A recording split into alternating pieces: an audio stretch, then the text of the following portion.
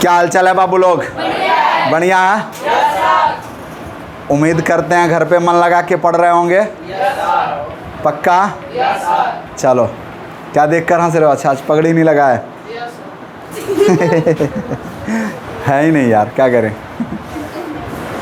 आगे बढ़ते हैं।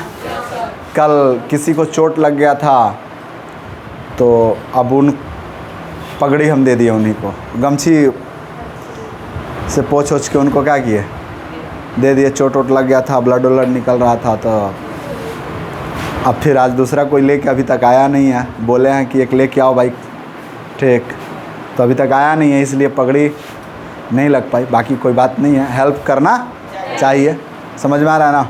और देखिए, आज हम लोग पदार्थ के बारे में पढ़ने वाले हैं। किसके बारे में? पदार्थ। पदार्थ क्या है जान चुके हैं। दुनिया की वे सारी वस्तुएं जो कुछ स्थान घेरती हैं, जिसमें कुछ द्रव्यमान होता है, समझ में आ रहा है, तथा जिसे हम अपनी ज्ञानेंद्रियों द्वारा महसूस करते हैं, पदार्थ कहलाता है। क्लियर? Any problem? चलो, पदार्थ क्या क्या हो सकता है भाई? तो जितना चीज़ दिख रहा है, हवा, पानी, बल्ब, पंखा, हम, तुम, आप, सब लोग पदार्थ, सब लोग पदार्थ। क्लियर है ना। अब बात करते हैं पदार्थ में, तो कुछ ऐसी भी बातें होती हैं जो सिर्फ हमारी भावनाएं होती हैं, सिर्फ हमारी, उन्हें पदार्थ नहीं कह सकते हैं। जैसे प्यार, मोहब्बत, लगाव, जुदाई, क्रोध, घृणा, दुश्मनी, नफरत, दोस्ती, ये सब पदार्थ नहीं है। समझ में आ रहा है ना। ये सब पदार्थ नहीं है। जैसे आप एक गाना सुने होंगे, गाना मतलब सुने होंगे कि काश कोई लड़की मुझे भी प्यार करती, तो मुझे भी प्यार करती, तो उन दोनों के बीच ये प्यार वाली जो बातें हैं, पदार्थ है? पदार्थ नहीं है ना, उनकी भावना है, उनकी फीलिंग्स है। तो पागल था सब ना, उन लोगों को पदार्थ पे काम करना चाहिए, लेकिन वो फीलिंग्स पे काम कर रहा है। किस पे काम कर रहा है? फीलिंग्स से कुछ होने वाला नहीं है। समझ में आ रहा है ना। तो अब पदार्थ का वर्गीकरण किया गया था। पदार्थ का दो तरह से किया गया था। पहला वर्गीकरण का स्रोत क्या था भाई? भौतिक गुणों के आधार पर, और दूसरा क्या था? रासायनिक गुणों के आधार पर। अच्छा, भौतिक गुण जो था उसको हम लोग पहले चैप्टर में पढ़ लेंगे, और जितना रासायनिक गुण के आधार पर वर्गीकरण है, इसको कहाँ पढ़ना है? दूसरे चैप्टर में, सेकंड चैप्टर में पढ़ना है। समझ में आ रहा है ना। तो सेकंड चैप्टर, तो अगला देखते हैं कि जैसे रासायनिक गुणों के आधार पर मैटर को दो भागों में बांटा गया। एक कौन सा भाई? इम्प्योर मैटर, और दूसरा प्योर मैटर। अब इम्प्योर मैटर को दो भागों में बांट लिया गया, प्योर मैटर को भी दो भागों में बांट लिया गया। क्लियर है ना। अब कंपाउंड जो है उसका वर्गीकरण, ये सब कल हम लोग पढ़ चुके थे, पिछले क्लास में पढ़े हैं ना। आज हमें पहला बात जानना है कि ठोस क्या है। जैसे इसमें हम लोगों का पहला क्या भाई? ठोस अवस्था। ठोस अवस्था। और किसके बारे में जानना भाई? ठोस अवस्था के बारे में। अब ठोस अवस्था क्या है? ठोस अवस्था क्या है? तो ठोस अवस्था के बारे में जानेंगे। क्लियर है ना।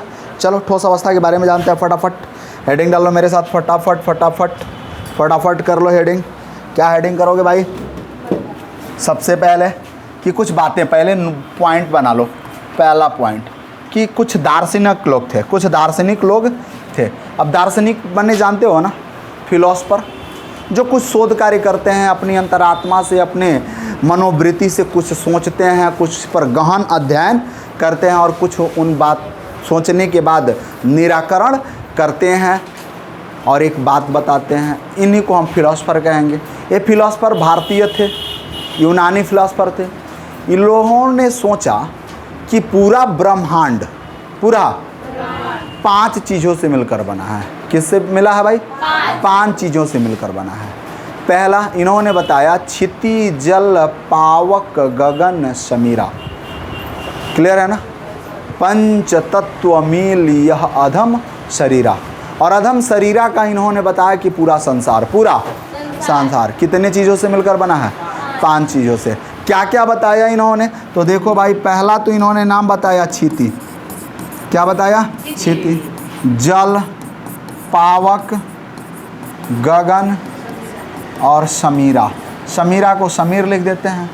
अच्छा, क्षिति, जल, पावक, गगन, समीर। क्या आप जानते हैं क्षिति को इन्होंने अर्थ बताया? क्या बताया? अर्थ। जल को वाटर इन्होंने कहा, पावक को इन्होंने फायर कहा, फायर या फायर, फायर माने आग होता है ना। गगन को इन्होंने स्काई कहा, आकाश, क्या कहा, आकाश। और समीर को इन्होंने वायु कहा, यानी एयर, क्या कहा, एयर। अर्थ में मतलब क्या आएगा, सॉयल, सॉयल का मतलब मिट्टी, सॉयल का मतलब मिट्टी। यानी पूरा ब्रह्मांड इन 5 चीज़ों से मिलकर बना है। ये कौन बताया भाई, इंडियन फिलोसफर, इंडियन फिलोसफर। भारतीय दार्शनिकों का मत था कि पूरा संसार की 5 चीज़ों से मिलकर बना है, क्षिति जल पावक गगन समीरा। क्लियर है ना, कोई दिक्कत, एनी प्रॉब्लम? तो इसको पॉइंट बना के लिख लें, फटाफट लिखते चले, चलो मेरे साथ लिखते चलो भाई, फटाफट फटाफट लिखते चलो, जल्दी से मेरे साथ लिखते चलो। पहला पॉइंट बना लो, भारत तथा यूनान के प्राचीन दार्शनिकों के अनुसार, भारत तथा यूनान के प्राचीन दार्शनिकों के अनुसार, प्राचीन दार्शनिकों के अनुसार, दार्शनिकों के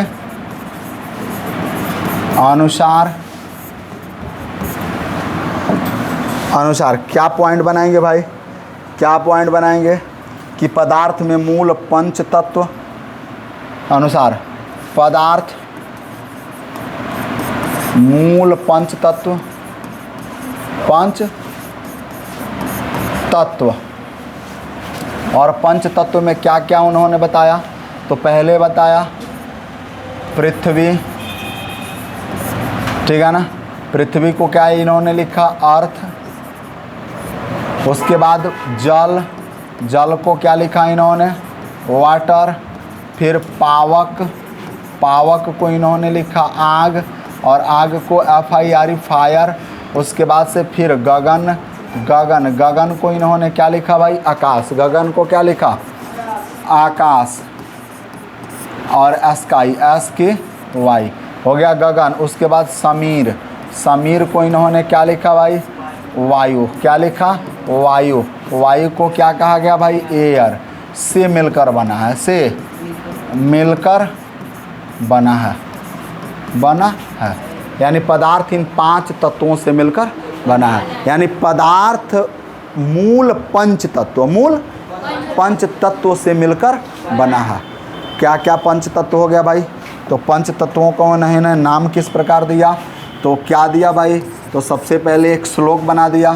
क्या बनाया, क्षिति जल, क्षिति जल पावक गगन समीरा। क्लियर है ना, 5 तत्व मील, 5 तत्व मील यह अधम शरीरा, अधम शरीरा। क्षितिजल पावक गगन समीरा, 5 तत्व मील यह अधम शरीरा। यानी इन 5 तत्वों से मिलकर यह शरीर बना हुआ है, ये बता दिया गया। यानी अब देखोगे इसमें ये श्लोक हो गया, क्या हो गया भाई, श्लोक। और यह श्लोक आपको याद होना चाहिए। अब इस श्लोक में कुछ बातें हैं, इस श्लोक में कुछ बातें हैं। जैसे पहला बात, अगर कोई पूछे आपसे कि क्षिति का मतलब क्या है, तो क्षिति का मतलब आप क्या बताओगे, ओए होए होए, क्षिति का मतलब आप पृथ्वी बताओगे। क्या बताओगे, पृथ्वी। हाँ, पृथ्वी का मतलब क्या होता है भाई, अर्थ। और अर्थ पे में क्या मिला होता है भाई, मिट्टी। क्या मिला होता है, मिट्टी। अर्थ में क्या मिला होता है भाई, मिट्टी। मिट्टी को क्या कहते हैं, सॉइल। क्लियर है ना। दूसरा इन्होंने क्या लिया था भाई, जल लिया था, जल। जल को इन्होंने क्या कहा भाई, पानी। अब पानी को क्या कहते हैं भाई, वाटर। क्लियर है ना। फिर इन्होंने तीसरा क्या लिया भाई, वायु। यानी तीसरा पावक लिया। क्या लिया भाई, पावक। और पावक को इन्होंने कहा आग। क्या कहा, आग। आग माने फायर। और फायर का मतलब उन्होंने उष्मा से लिया। किससे लिया भाई, उष्मा ऊर्जा से। कौन सी ऊर्जा से, उष्मा ऊर्जा से। उसके बाद से भाई अगला हम लोगों को पॉइंट क्या मिला, अगला पॉइंट मिल गया गगन। क्या मिला भाई, गगन। और गगन का मतलब क्या उन्होंने बताया, आकाश। क्या बताया, आकाश। आकाश को क्या कहते हैं? स्काई। और स्काई का मतलब अंतरिक्ष से लगाया। क्या लगाया भाई? अंतरिक्ष से लगाया। और फिर समीरा लिखा उन्होंने। लास्ट वाली लाइन क्या लिखा भाई? समीरा लिखा। क्या लिखा?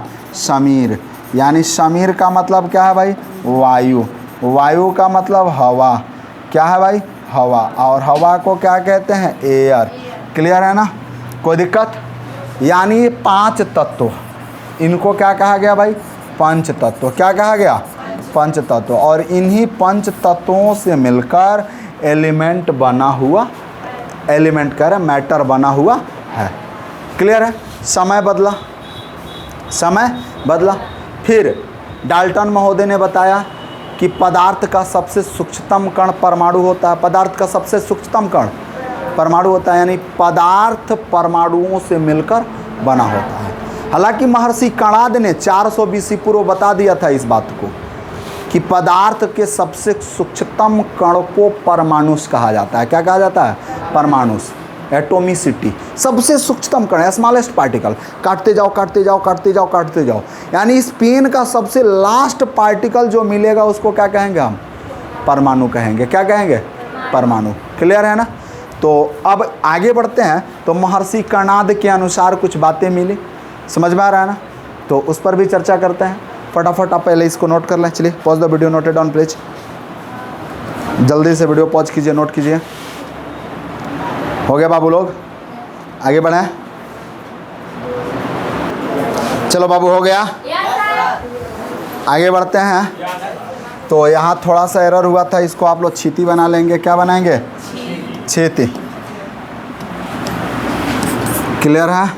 और यहाँ वना है। क्या है भाई? वना है। यानी सबसे बड़ी चीज़ यहाँ आपका कमा। ठीक है? चलो, पंच तत्वों से मिलकर बना है। अब बात हम कर रहे थे 400 BC पूर्व महर्षि कणाद ने बताया था कि पदार्थ का सबसे सूक्ष्मतम कण को क्या कहते हैं? परमाणु कहते हैं। सूक्ष्मतम कण को परमाणु कहते हैं। तो अब आगे पढ़ते हैं। तो अगला पॉइंट बनता है भाई कि लगभग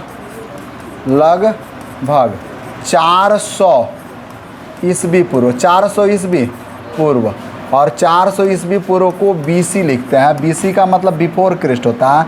400, लगभग 400 ईस्वी पूर्व महर्षि कणाद ने बताया था। महर्षि कणाद ने बताया था कि क्या बताया था भाई?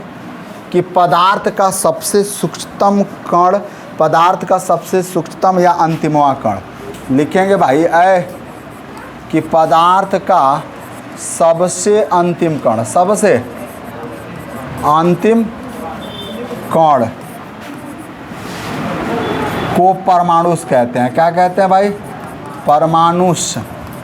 क्लियर है ना? यानी एटम कहते हैं। एटम कहते हैं। क्या कहते हैं भाई? एटम कहते हैं। यानी पदार्थ के सबसे सूक्ष्मतम कण को क्या कहते हैं? एटम, परमाणु कहते हैं। सबसे सूक्ष्मतम कण, स्मॉलेस्ट पार्टिकल क्या कहलाएगा भाई? यानी छोटा छोटा सबसे अंतिम पार्टिकल, सबसे अंतिम पार्टिकल। फिर 1803 ईस्वी में डाल्टन महोदय ने बताया। क्या बताया भाई? 1803 ईस्वी में डाल्टन महोदय के अनुसार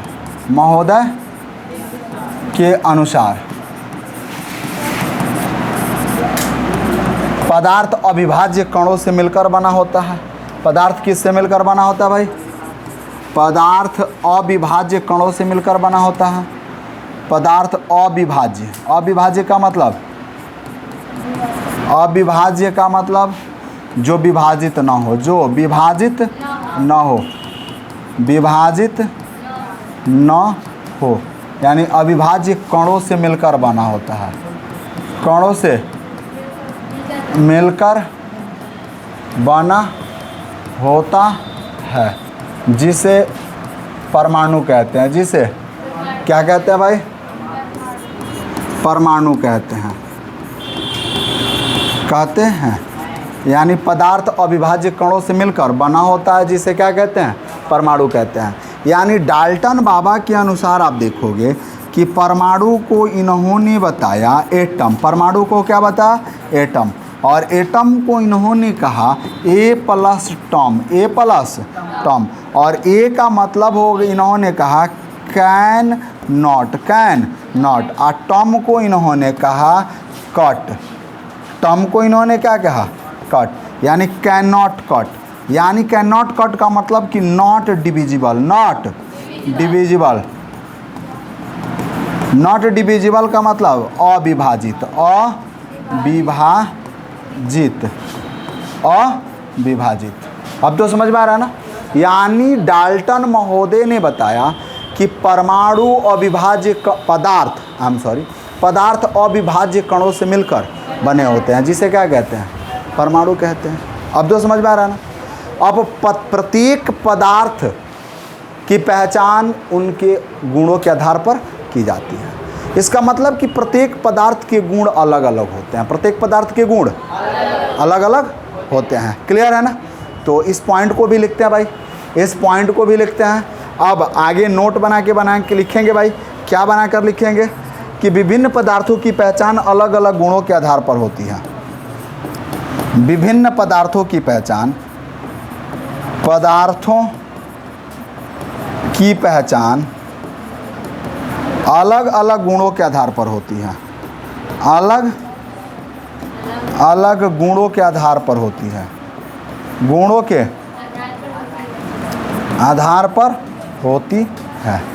यानी विभिन्न पदार्थों की पहचान, जितना अलग अलग पदार्थ है भाई, देखना मेरे हाथ में पेन है, दूसरा मेरे हाथ में एक बोतल हो गया, समझ में आ रहा है ना, तीसरा मेरे हाथ में एक सनग्लास हो गया, समझ में आ रहा है ना, हाँ सनग्लास, समझ में आ रहा है ना। तो ये सब पदार्थ हैं, लेकिन इन सबके गुण अलग अलग हैं, सबके गुण अलग अलग हैं, सबके फंक्शन अलग अलग हैं, सबके कार्य अलग अलग हैं। अर्थात पदार्थों की पहचान उनके गुणों के आधार पर की जाती है। समझ में आ रहा है ना। अर्थात किसी भी पदार्थ में दो प्रकार के गुण पाए जाते हैं। पहला क्या है भाई, तो बाह्य गुण, एक्सटर्नल प्रॉपर्टी। एक्सटर्नल प्रॉपर्टी का मतलब कि जिसे हम छू कर, देख कर, समझ में आ रहा है ना, पहचान कर उसके बारे में जान लें, वह कहलाता है एक्सटर्नल प्रॉपर्टी। दूसरा होता है इंटरनल प्रॉपर्टी, आंतरिक गुण, जिसे हम चख कर और उसका उपयोग कर के ही बता सकते हैं कि क्या है। आँख बंद कर लें, आँख बंद कर लें, और जो आप कोल्ड ड्रिंक यूज़ करते हो उस कोल्ड ड्रिंक में अलग अलग हम क्या करें, फ्लेवर ले लें, अलग अलग फ्लेवर ले लें। उन अलग अलग फ्लेवर में जैसे मैंने स्प्राइट ले लिया, माज़ा ले लिया, ड्यू ले लिया, फंडा ले लिया, मिरिंडा ले लिया, थम्स अप ले लिया, समझ में आ रहा ना, पेप्सी ले लिया, हाँ माज़ा, अब उसको फ्रूटी कह लो, ठीक है। ये अलग अलग हमने ले लिया आँख बंद करके। अब कैसे उसको टच करके थोड़े ना बता देंगे कि माज़ा है। एक स्ट्रॉ डालेंगे, 2 घूंट पिएंगे, बताएंगे कौन सा फ्लेवर है, तो चख कर ही बता पाएंगे, चख कर ही बता पाएंगे। समझ में आ रहा है ना। तो कुछ ऐसे भी पदार्थ होते हैं जिनके इंटरनल गुण से उनकी पहचान की जाती है। अब तो समझ में आ रहा है, कोई दिक्कत। तो यानी पदार्थों में मूल रूप से 2 तरह के गुण पाए जाते हैं। पदार्थों में मूल रूप से 2 तरह के गुण पाए जाते हैं। इसको आप लिख लिए हैं। चलिए वीडियो पॉज कीजिए, जल्दी से नोट कर लीजिए, हम साइड में हो गए हैं फटाक से। हो गया, आगे बढ़ें। तो अब देखो भाई, अब आगे बढ़ते हैं। तो पदार्थों में मूल रूप से 2 तरह के गुण पाए जाते हैं।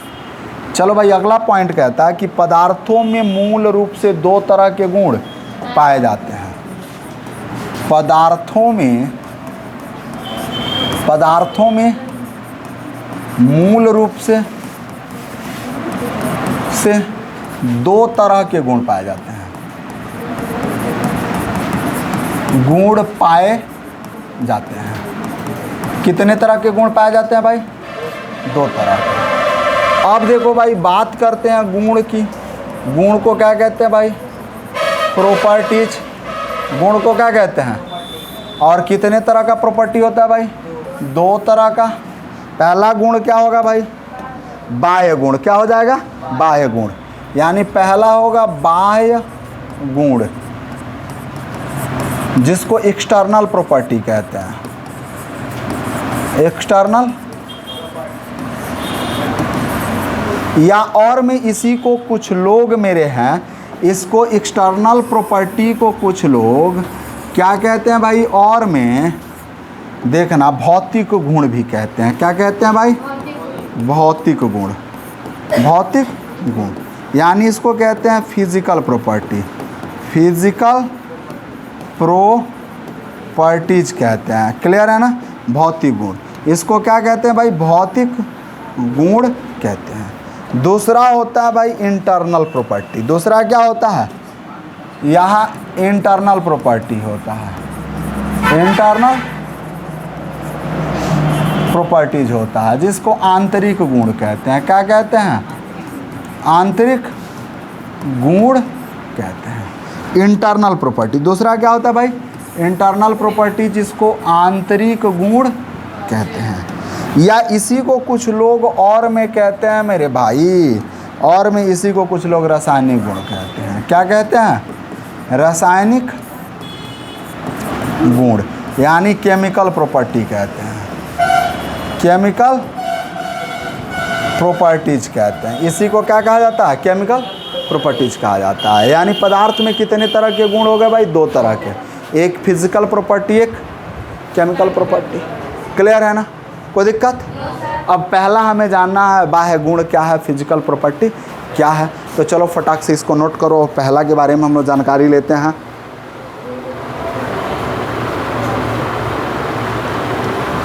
हो गया? चले आगे बढ़े हम लोग। लिख चुके आप लोग? फटाफट चलो मेरे भाई। नहीं लिखे हो तो जल्दी लिखो भाई, जल्दी लिखो, जल्दी लिखो, जल्दी लिखो। हो गया? अच्छा, परछाई दिख रहा है। अजीब हाल है भाई। देखो, इनको क्या है ना, पढ़ना तो है नहीं, इनको प्रैक्टिकल देखना है, पढ़ने तो आई नहीं है। कुछ लोग होते हैं ऐसे पृथ्वी पर, पता नहीं कहाँ कहाँ से आ जाते हैं। पढ़ना लिखना होता नहीं है, केवल कॉमेडी करना होता है। अरे घर पे जाके करो बालिके। आगे देखो, अब आते हैं भाई भौतिक बाह्य गुण। क्या है भाई? बाह्य गुण।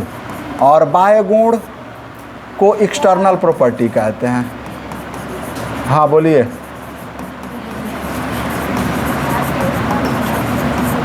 देखो, अब एक्सटर्नल प्रॉपर्टी बताइए क्या हो गया?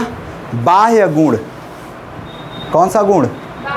अब पदार्थ के वे गुण, पदार्थ के वे गुण जिन्हें हम अपनी बाह्य ज्ञानेंद्रियों द्वारा, अपनी बाह्य ज्ञानेंद्रियों द्वारा देख कर, छू कर, परख कर स्पष्ट कर सकें, क्या कहलाता है?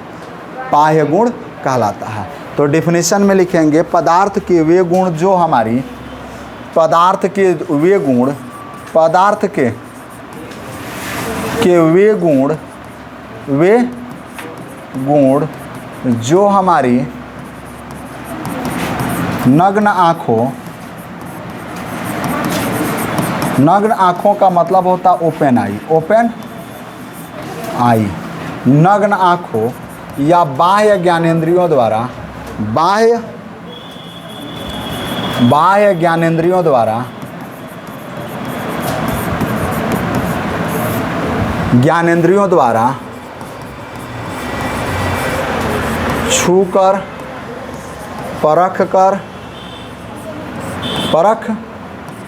कर या देख कर स्पष्ट हो जाए, बाह्य गुण कहलाता है। बाह्य गुण कहलाता है। जैसे में क्या क्या लिख सकते हो भाई?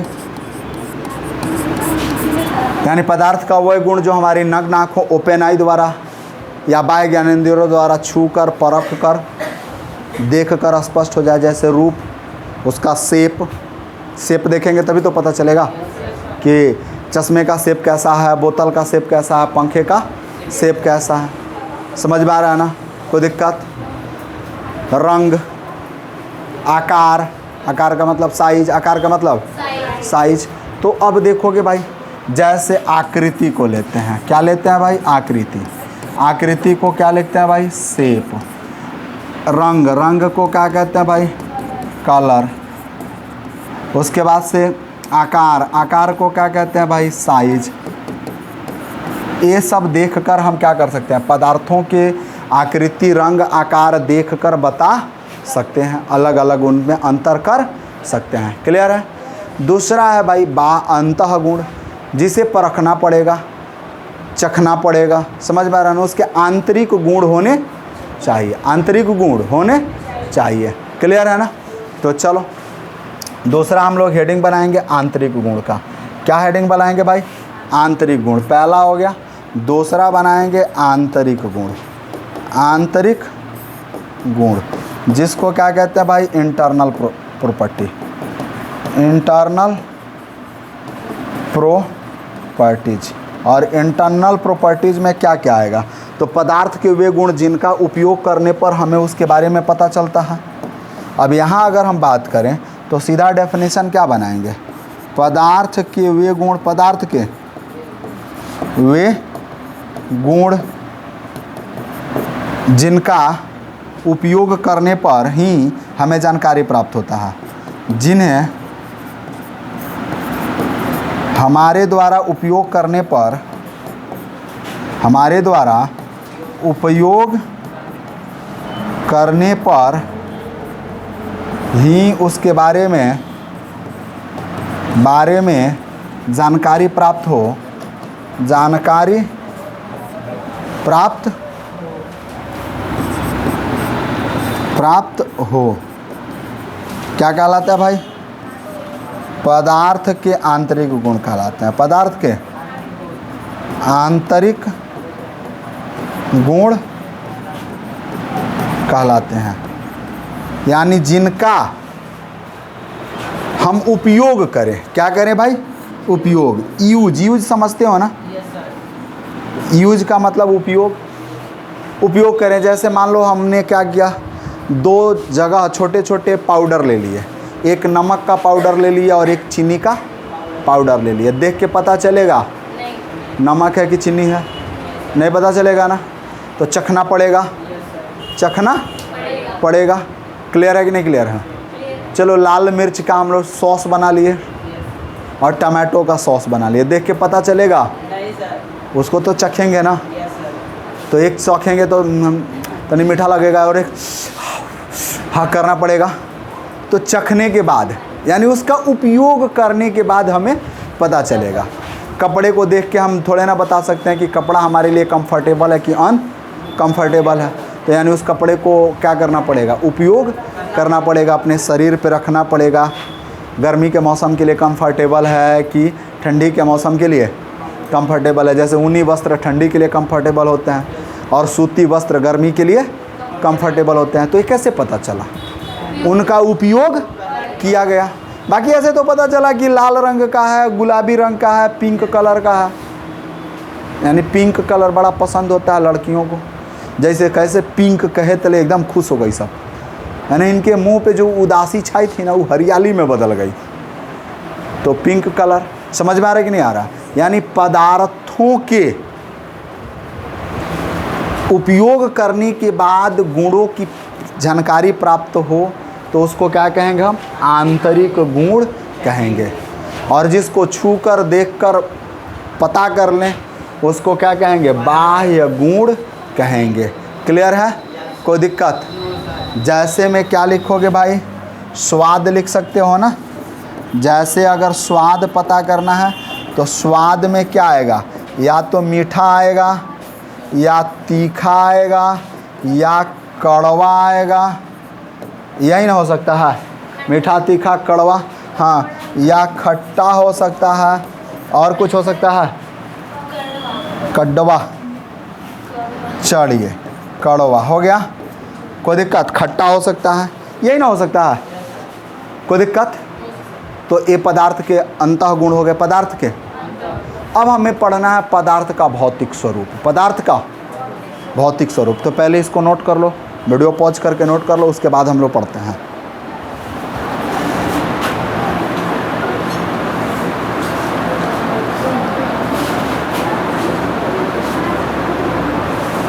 हो गए बाबू लोग? आगे बढ़ा जा। अब हमें क्या पढ़ना है भाई? पदार्थ के भौतिक स्वरूप। चलो अब आगे हम लोगों को पढ़ना है पदार्थ का भौतिक स्वरूप। क्या पढ़ना है? पदार्थ के भौतिक स्वरूप पढ़ना, फिजिकल उसका जो प्रॉपर्टी है उसके बारे में जानकारी लेना है। जैसे पहला कहता है कि पदार्थ कणों से मिलकर बना होता है, पदार्थ सूक्ष्म कणों से मिलकर बना है। स्मॉलेस्ट पार्टिकल, स्मॉलेस्ट पार्टिकल यानी matter is made up of the smallest particle, यानी छोटे छोटे कण से मिलकर पदार्थ बना होता है। ये भौतिक स्वरूप हो गया। तो चलिए हेडिंग डाल लेते हैं। पहले हेडिंग डालें, पदार्थ का भौतिक स्वरूप। पदार्थ के भौतिक स्वरूप। कौन स्वरूप बाबू? भौतिक स्वरूप। पदार्थ के भौतिक स्वरूप यानी physical nature of matter, physical nature of matter, physical nature of matter, physical nature of matter. चलो फिजिकल नेचर ऑफ मैटर में पहला पॉइंट क्या बनाओगे कि पदार्थ कणों से मिलकर बना होता है।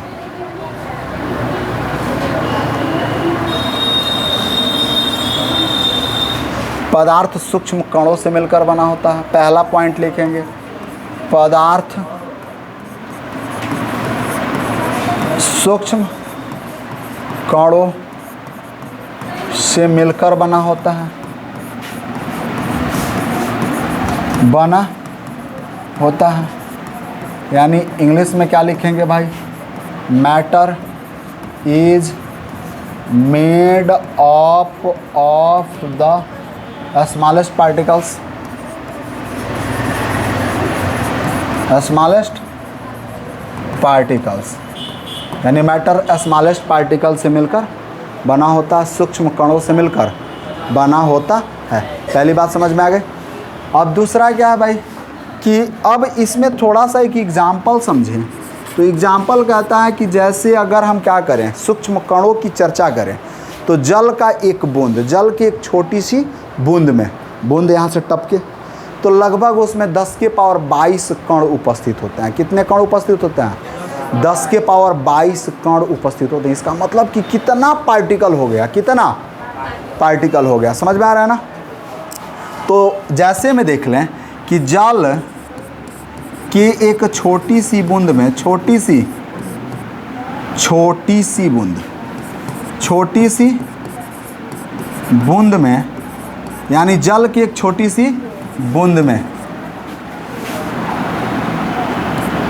10 के पावर, पदार्थ के 10 के पावर, पदार्थ के 10 के पावर 22 कण उपस्थित होते हैं, कण उपस्थित होते हैं। यानी आप देखोगे कि सबसे पहले कि अगर छोटी सी बूंद लें, यानी जल की एक बूंद में, जल के एक बूंद में यानी a drop of water, drop of water, और इस ड्रॉप ऑफ वाटर में कितना पार्टिकल है भाई? 10 टू दी पावर 22 कण। इसका मतलब क्या हुआ? 10 के आगे कई गो जीरो? 22। समझ में आ रहा ना? इतना कण है, इतना। अब दहला लो, इकाई, दहाई, सैकड़ा, हज़ार, 10,000, लाख, 10 लाख, करोड़, 10 करोड़, अरब, 10 अरब, खरब, 10 खरब। समझ में आ रहा है ना? यानी कितने हुए, कितने होंगे? क्लियर? यानी कितने हो गए भाई? 10 के पावर 22 कण उपस्थित हैं। यानी आप समझ सकते हैं कि एक छोटी सी जल की बूंद है, छोटी सी जल की, तो उसमें जल के कितने अणु हैं भाई? 10 के पावर 22। तो यानी पदार्थ बहुत छोटे छोटे कणों से मिलकर बनी होती है। अब तो समझ में आ रहा है ना, कोई दिक्कत? अब अगला पॉइंट कहता है कि पदार्थ के इन छोटे छोटे कणों को परमाणु कहते हैं। यानी दूसरा पॉइंट कहता है कि पदार्थ के इन छोटे छोटे कणों को, छोटे छोटे कणों को क्या कहते हैं भाई? परमाणु। परमाणु परमाणु को इंग्लिश में क्या कहते हैं भाई? एटम कहते हैं। यानी जिन छोटे छोटे कणों से मिलकर पदार्थ बना होता है, उन छोटे छोटे कणों को क्या कहते हैं? परमाणु कहा जाता है। छोटे छोटे कणों को परमाणु कहा जाता है। आगे बढ़े ना भाई, परमाणु कहते हैं। अब कहता है कि भाई दुनिया का जितना पदार्थ है, तीसरा पॉइंट देख लो भाई, दुनिया का जितना पदार्थ है, दुनिया के सभी पदार्थ। तीसरा कहता है कि दुनिया के सभी पदार्थ, दुनिया के सभी पदार्थ परमाणुओं से मिलकर बने होते हैं। परमाणुओं से मिलकर बने होते हैं, बने होते हैं। पदार्थ के सभी कण, दुनिया के सभी पदार्थ, दुनिया के यानी जितना दिख रहा है सब किससे मिलकर बने हैं? परमाणुओं से या अणुओं से। परमाणुओं या अणुओं से मिलकर बने हैं। या लगा लेते हैं इसमें, परमाणुओं या अणुओं से मिलकर, परमाणुओं या अणुओं से मिलकर बने होते हैं। चौथा पॉइंट क्या कहता है भाई? देखना चौथा पॉइंट कि पदार्थ के कण अत्यधिक छोटे छोटे होते हैं, जिन्हें हम अपने नग्न आँखों से नहीं देख सकते हैं। पदार्थ के कण इतने छोटे होते हैं, इतने छोटे होते हैं कि हम अपनी नग्न आँखों और नग्न आँखों को क्या कहेंगे भाई? Open eyes. ओपन आइज से नहीं देख सकते हैं।